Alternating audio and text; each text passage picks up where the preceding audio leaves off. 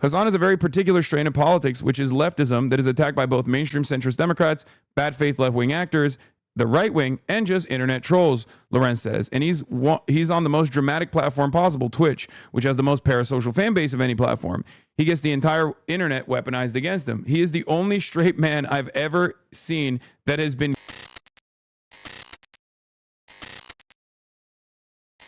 Right?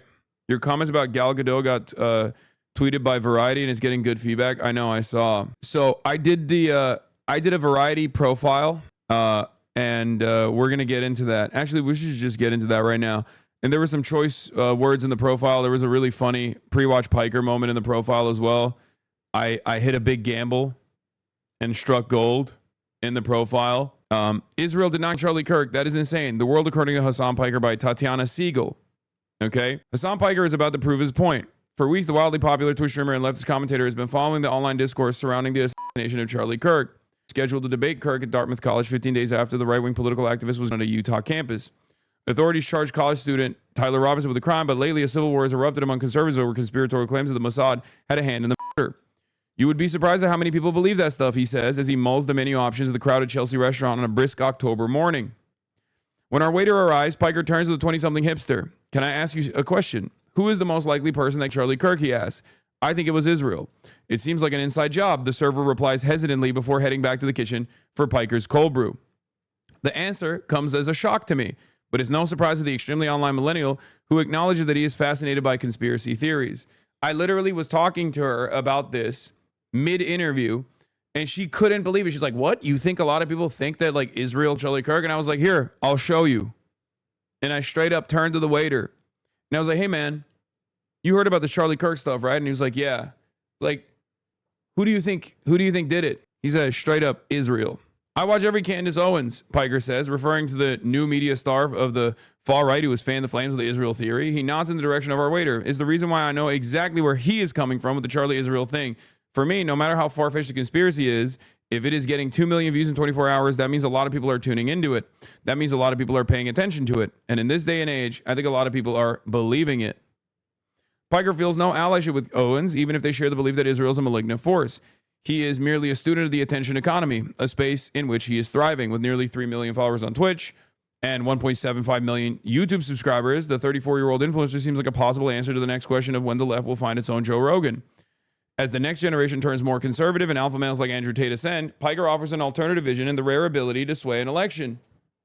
As an early and enthusiastic supporter of Zohran Mamdani, Piker played a key role in helping catapult the New York mayoral candidate to Gracie Mansion by spreading the Democrat socialist message to his legion of fans. With our waiter out of earshot, Piker drops his voice discreetly. Israel did not Charlie Kirk. That's insane, he says. I did that for you because you were shocked. When the waiter returns with our order, he tells Piker that he's comping the cold brew. Wait, why? Piker asks. I just like your vibe, the server says. A lot of people like Piker's vibe. His brand, a twofold critique of Israel and a billionaire class, has made him a multimillionaire and a foil. Anti-Defamation League CEO Jonathan Greenblatt has accused him of using his platform to promote toxic anti-Zionism. Andrew Cuomo invoked Piker's name repeatedly along the campaign trail in an effort to smear Mamdani. Is that true, Lamau? Yeah, that was true. On this morning, guys, of course it's true. It's because I talk to people all the time. It's not fake. Like when I say I talk to people, regular folks on a daily basis, this is what I mean. And I think many people don't do that. Many people do not do that. Many people don't just go out and talk to random people like they are regular people. Okay? That's part of the reason why I love talking to Uber drivers in general as well. That's another reason, because regular folks got some crazy ass theories. I don't talk to Uber drivers because I'm live. I talk to Uber drivers when I'm offline as well. Anyway, on this morning, Piker's just arrived via red eye from his home in Los Angeles for an appearance at the New Yorker Festival. His inclusion in the lineup already sparked a wave of outrage. Wearing a no logo sweatshirt, sweatpants, and a Free Palestine wristband, and an Apple Watch carrying a small Gucci bag that holds his Zyn supply, Piker signals a cross between conspicuous consumption and Bernie bro. Lurking beneath a camo hat emblazoned with the word thieves is a mind that poses one of the biggest PR threats to the pro-Israel set. The Jersey-born, Istanbul-raised, Rutgers-educated provocateur has no plans to back down. People like this photo, by the way. Do you guys think this photo is cool? I was a little worried about how it was going to look. What's up with all these fanfic-style interviews with you? What are the chances of this interaction happening perfectly with this interaction? This interview is going to end with, and everyone clapped. I know it sounds unbelievable, but if you talk to enough people all the time, You get a better feel for what their worldview looks like. I love that you think this person faked that interaction, by the way. Like, they have no allegiance with me. Why would they do that? You only get this level of cynicism if you straight up have been brain broken, I think, by...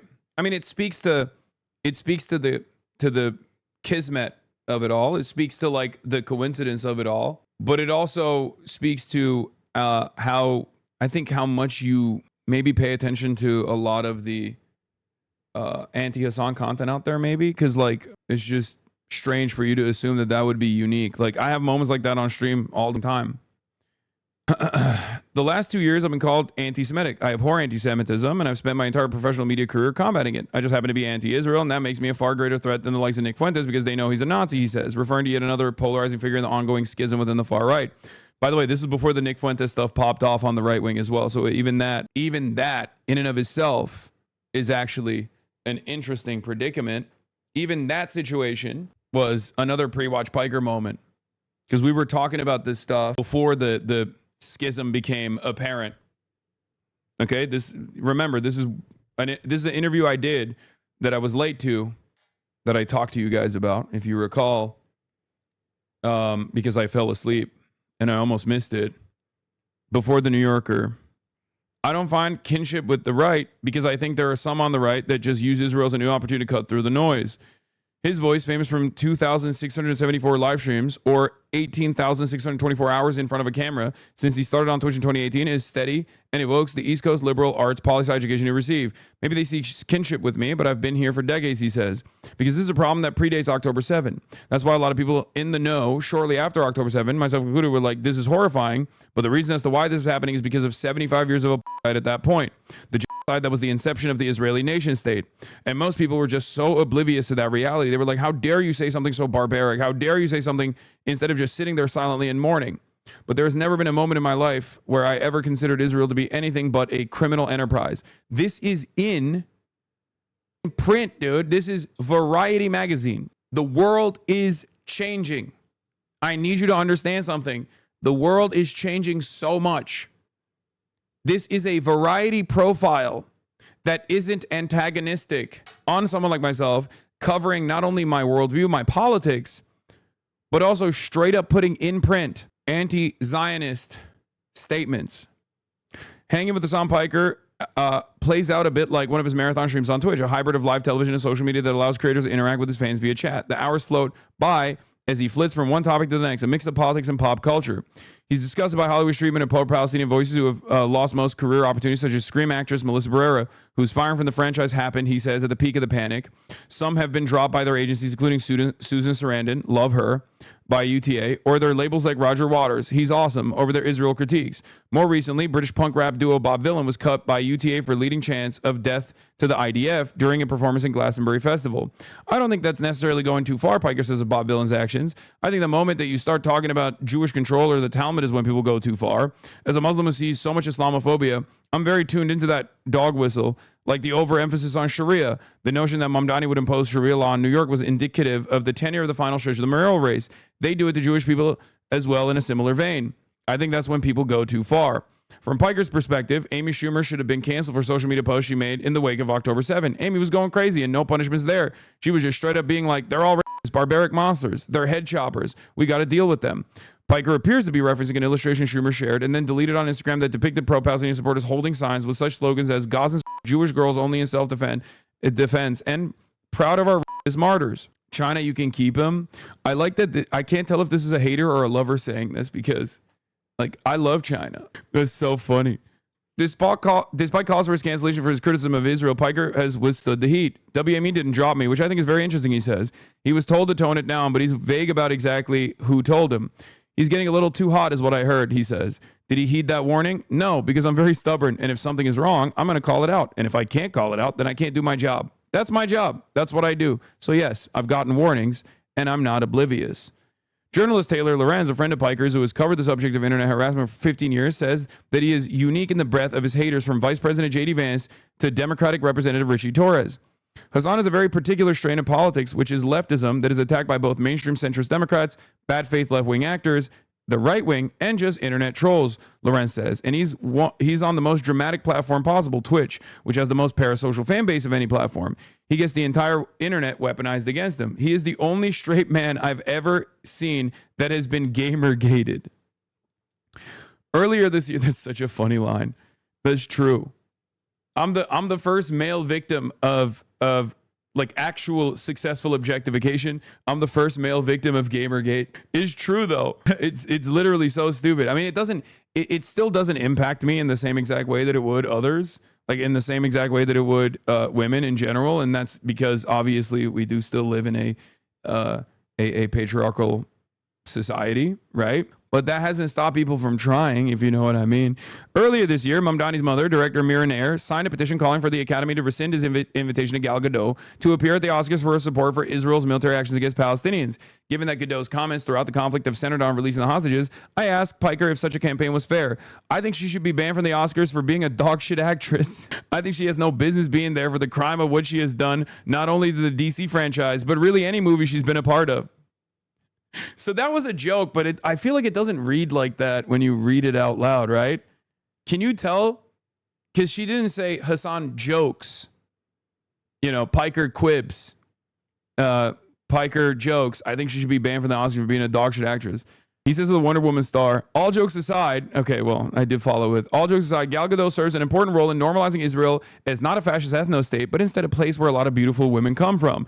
And those beautiful women happen to serve in the IDF because there's also this weird sexualization of the forces as well that takes place, and it plays another role in normalizing Israel and its activities and actions and whitewashing it. Now that is also a somewhat unique perspective to hear in mainstream outlets as well. Not only did they actually put all of the anti-Zionist statements in there, this is something that I never in my life would have thought that Variety would actually ever feature a piece that just straight up said that Israel, like Israeli propaganda weaponizes the hypersexualization of its own female forces in an effort to propagandize and whitewash their bro. Look, you did the perfect AI. Make this more concise paragraph on that. By contrast, Piker appreciates the work of Natalie Portman, who is Israeli but has never served in the IDF like Gadot.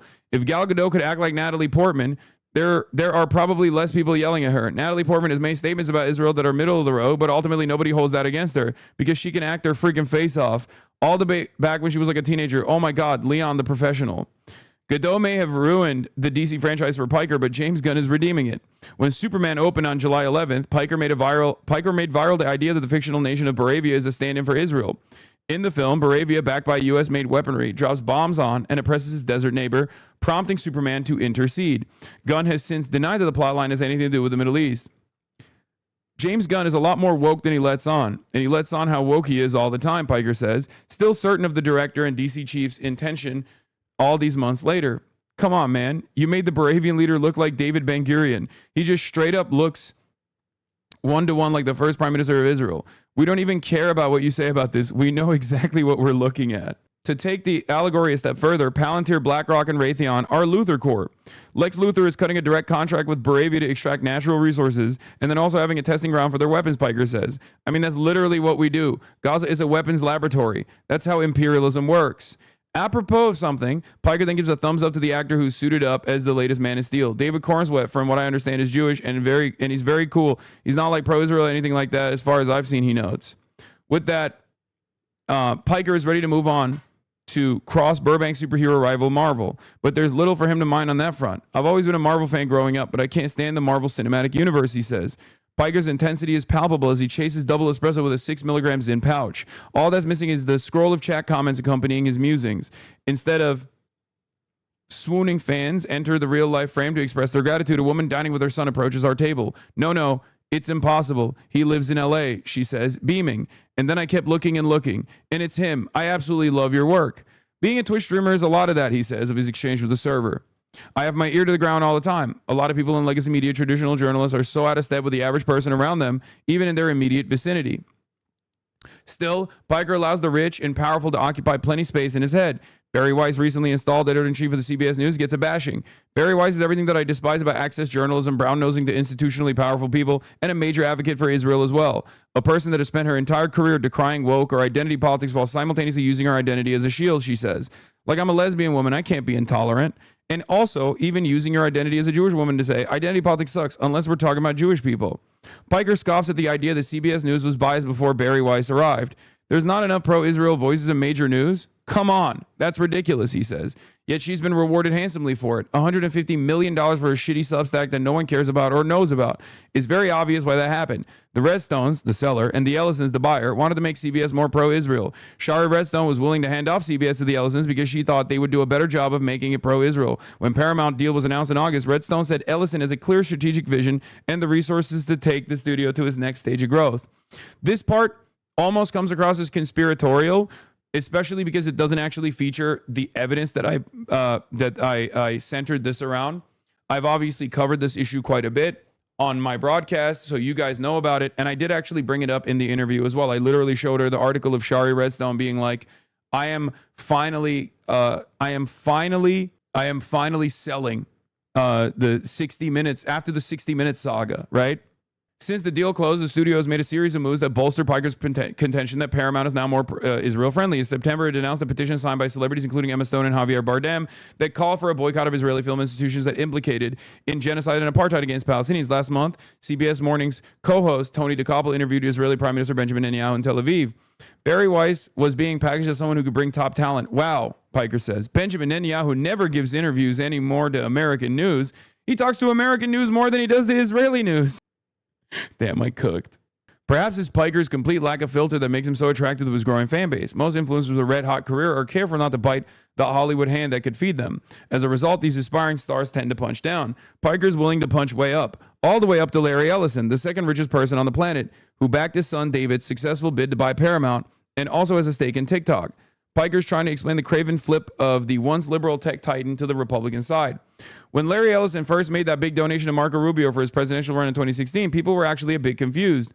I think he's gay, maybe in the closet. I don't know. I hope he doesn't laser me down for speculating, he says with a laugh about the Oracle co-founder. Larry Ellison has been married to 6 women and is currently wed to Jolyn Zhu. But there are hacked emails that show Larry Ellison vetted Marco Rubio for fealty to Israel. And as Secretary of State, Rubio played a role in the TikTok talks that steered the company towards Ellison. Piker doesn't seem too concerned about the prospect of getting lasered down by any vengeful oligarch. I'm also not a stranger to super powerful social media platform owning billionaires directly hating me and making it a personal vendetta and their lives' mission to destroy me somehow, he says. In the wake of the Kirk assassination, Elon Musk took to his X to call for Piker's cancellation, dredging up past comments that walked up to the line. Musk even tagged Amazon founder Jeff Bezos. Amazon owns Twitch. Piker knows the irony that he's not even banned on X, never mind Twitch, because he's a power user and drives engagement. A lot of these guys are very thin-skinned, and I think the gravest mistake of my career was when I had Musk's ex-partner Grimes on my show, and she talked about how buff I was, and then I talked about how Tesla was shit, Piker says. That man has never lived it down. Grimes wasn't exaggerating. Piker is hard to miss with his muscular 6'4" frame. He works out 1 to 2 hours a day, a regimen that includes playing basketball. If he ingratiated himself better with the oligarchs, he would be courted by mainstream Hollywood. He's already heard the siren call and turned it down. His manager, former WME agent David Hunsinger, fielded a $1 million offer from one popular betting platform to run a ticker ad during just one stream on election night 2024. Piker said no. I'm not the easiest client, and not even because I get into trouble, Piker explains. I say no all the time to a lot of deals, like a lot of money, and that's why I really respect David, because throughout our entire professional relationship, he's probably said no to tens of millions of dollars. Starting number was $1 million, which means they could have probably gone up. He's happier helping the Mamdanis of the Democratic Party and sticking a thorn in the side of the Cuomo types. He brought up my name next to Hamas, he said during a debate with Mamdani. Why don't you denounce Hamas? Why don't you denounce Hasan Piker? Piker says the former Democratic governor turned independent mayoral candidate. I'm very similar to Zoran in many respects, and the same reasons why they would be resentful of Zoran or fearful of Zoran is the same reason why they despise me. With the election just 10 days away, Piker is keeping a low profile with the Mamdani campaign. I'm in a holding pattern right now, he says, with a hint of sadness creeping into his voice. I don't want to be too prominent in and around the Zoran stuff at the moment because I don't want him to use it as a line of attack over and over again. What the Cuomo campaign used was a soundbite of Piker, which, by the way, after I said this, they pumped it. This is before they did the extra attack ads, if you remember. Like this was before the sequence, the wave of like Hasan Piker did 9/11 and Zohran Mamdani loves 9/11 ads. I just assumed that they would do it. Well, the Cuomo campaign used as a soundbite of Piker saying America deserved 9/11 during a 2019 stream. I was talking about blowback, a theory that has academic consensus at this point, that our meddling in the affairs of the Middle East has led to the blowback of 9/11, he explains. This wasn't to say 9/11 is good. It's a horrifying act of terror where 3,000 New Yorkers were slaughtered, and even many more with the first responders that tried to save as many people as possible. Yet it was, of course, weaponized against me. But as election night swung Mamdani's way, Piker wasn't keeping a low profile, but toasting with the millennial mayor-elect with Alexandria Ocasio-Cortez of the Brooklyn Paramount Victory Party. There he offered no mercy for Cuomo. What happened? I thought the Hasan Loves 9/11 was a successful campaign strategy, he said in a video that ran on his YouTube channel. Andrew Cuomo, fuck you, suck my dick. Before the Mamdani win becomes reality, however, Piker can only hope the polls are accurate, but he's feeling confident as we walk along a busy stretch of 10th Avenue. An older man wearing a bandana and hoop earrings stops in his tracks and claps as he recognizes Piker. It's a sign that the streamer's message about Mamdani and or Israel is resonating.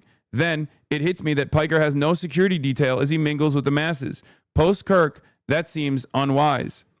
I make it a point not to have bodyguards when I'm around the people, he says. I think it was Fidel Castro or Che Guevara who said, I have a moral vest? It was Castro. It was Castro. No one cares. You seem like you care. Getting mad enough to comment on an article that no one cares. Interesting. Extremely well-written profile. Regardless of what the oligarchs desire, there's a reason why Piker has resonated with so many people. As one of my favorite pieces, I think that's one of my favorite profiles of all time, straight up. It was a banger. That ending was so hard, bro. Literally made me tear a bit. Was this a standard 20K? Goodbye. Chad, but man, I would not be worried.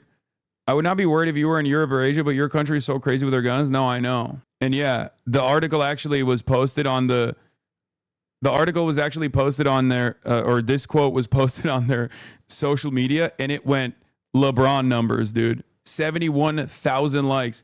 Hey, open presents. Thank you for the gifties. The Piker Broadcasting Service, once again, is sponsored by you, the viewers, for you, the viewers. As you know, you too can subscribe to the Piker Broadcasting Service for free with a Twitch Prime or with a $6 subscription. Or you can get gifted a sub if you're lucky. What is this? There was a crack.com article about me. The Left's Joe Rogan is now a comedy podcast regular.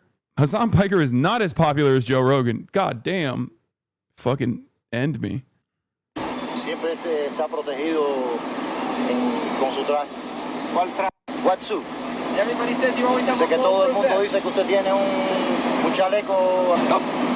Voy a desembarcar así en Nueva York. I will land in New York like this. Tengo un chaleco. I will land in New York like this. Tengo un chaleco moral.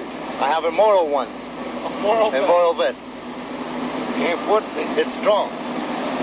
That one has protected me always. Es uno de los más ha intentado matar, la verdad. Hate to be a Bellskill, and I love the moral vest quote, but I gotta remind you, to thousands of lunatics is a moral bullseye. It is what it is. This was actually Che Guevara who said this moments before his assassination, but I am but a man. Okay? What are you gonna do? You can't live life like that. The moral vest was Fidel Castro. It happens. Did the writer know of you before the profile? Feels like they didn't really, which is nice for these types of profiles. Really well done. I don't know. I mean, I'm sure they did a lot of research ahead of time, right? No one writes a profile that long without doing adequate research, especially for a magazine like Variety. Wait, I'm confused. Why does this tweet have 71,000 likes? But this tweet, oh, never mind. It just updated to 72,000 likes. I thought it was like two separate tweets. Hey, you should use the rest of your 35% discounts, coins in China. For gifted subs, nah. Yo, Variety. Since when are you platform scumbags like Hasan Piker? I've been reading Variety my whole career, and never, not once, have I seen a Hollywood trade give this much shine to an anti-Jewish, anti-Semitic troll who makes a living insulting people in show business, especially women. What happened to you? Where'd your standards go? When did you become the hype machine for hate click bottom feeders in Hasan? You're a fake tough guy with a webcam and Wi-Fi, a professional bully with a ring light. Variety, do better. Stop giving megaphones to people who spit on the very industry you cover. I had a dream that all the wokes were being prosecuted and you were in hiding. Yeah, Michael Rappaport. By the way, a famous defender of women, Michael Rappaport. It's pretty funny that he just basically described himself a fake tough guy with a webcam and Wi-Fi is unironically the perfect way to describe Michael fucking Rappaport.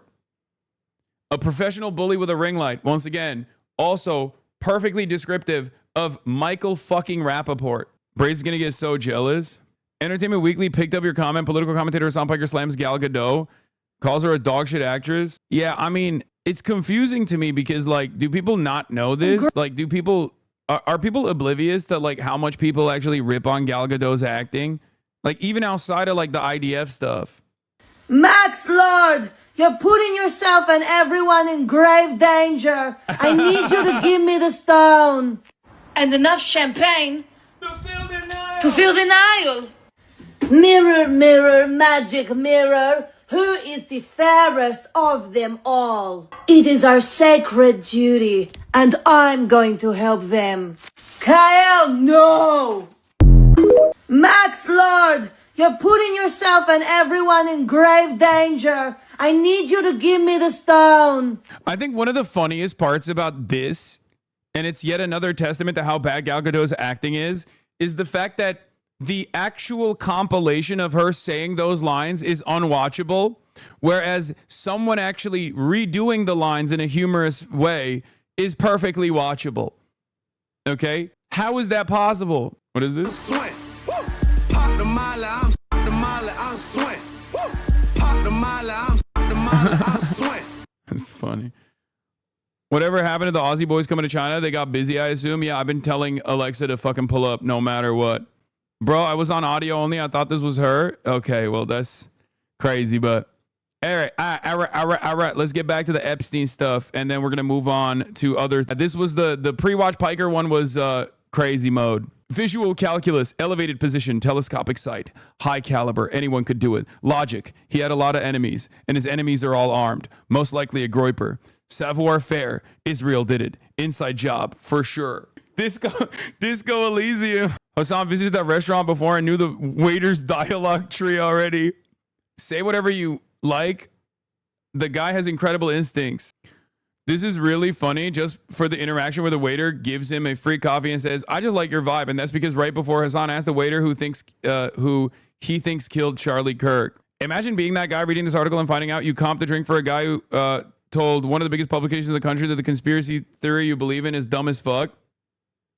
Yeah, but I thought about that. I consider that as well, but it's not like they're fucking literally profiling the person or outing them. You know what I mean? They don't actually say what the restaurant is. So it's, you know, there's no harm, no foul in general. You should try some Chinese nicotine pouches. Do they have them? Anyway, that waiter's on Canary mission now. Thanks to you, you sick fuck. He was just asking questions. Yeah, that's my bad. Well, I'm on Canary mission too, waiter. Welcome to the good side, I guess. Oliver is cooking some fire emotes. King, it's on its way. What is this? Oh, hell yeah. CNN's Isaac Dover is not mad. A week after appearing at the center of much media attention, the Mamdani's Victor Party, Hasan Piker gets an unchallenged and promoted write-up in Variety, writing off Israel's an ethno-fascist state and saying Gal Gadot is part of a sexualization ploy by the Israeli army. Yeah, no, you're right, Edward Isaac Dover. The Israeli army definitely doesn't have IDF babe accounts. Like, maybe it's not directly the Israeli army doing it, but you know, really, we're not gonna act like that's a marketing initiative that whitewashes what Israel does.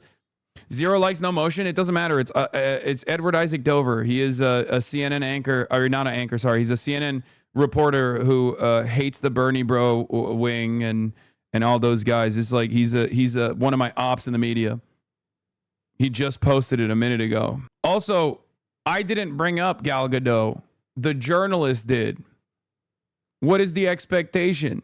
I just hold it in? I'm not.